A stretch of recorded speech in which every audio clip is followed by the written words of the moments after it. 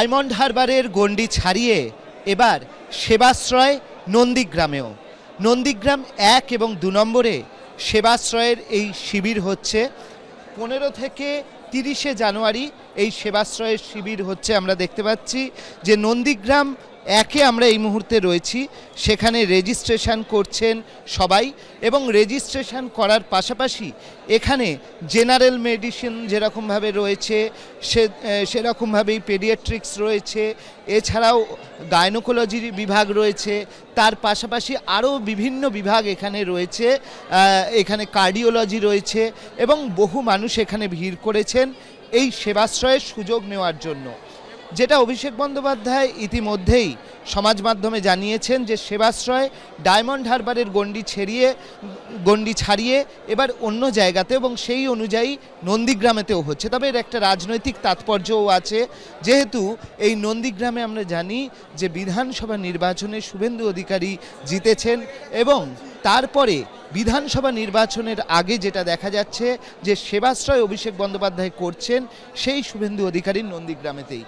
সব মিলিয়ে আমরা দেখতে পাচ্ছি যে এই যে রেজিস্ট্রেশন সেখানে মানুষজন ভিড় করছেন, সব জায়গা থেকেই কিন্তু এখানে মানুষজন আসছেন এবং এই যে সেবাশ্রয় সেই সেবাশ্রয়ে তারা সুযোগ নিচ্ছেন এবং আজ থেকে 30 তারিখ অবধি চলবে, ফলে আরও মানুষ আসবে এমনটাই উদ্যোক্তাদের আশা। নন্দীগ্রামে সেবাশ্রয় কেন্দ্রে অভিষেক বন্দ্যোপাধ্যায়, সেবাশ্রয় ক্যাম্পে অভিষেক বন্দ্যোপাধ্যায় সেবাশ্রয় ক্যাম্পে ঢুকে কথাও বললেন এলাকার মানুষের সঙ্গে।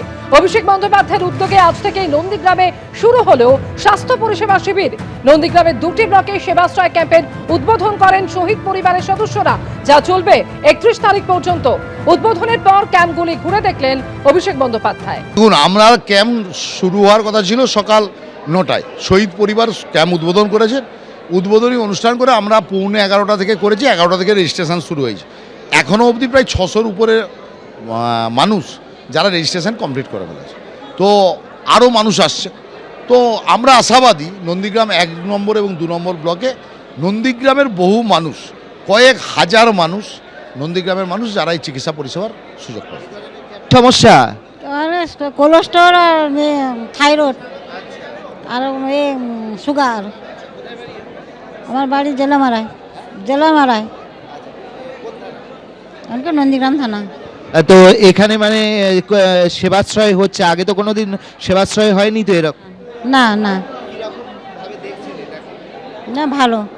আমার নার্ভের সমস্যা আর আপনি হয় শরীর পেটের সমস্যা। আগে তো এই ধরনের ক্যাম্প হয়েছে আপনাদের এখানে? না না,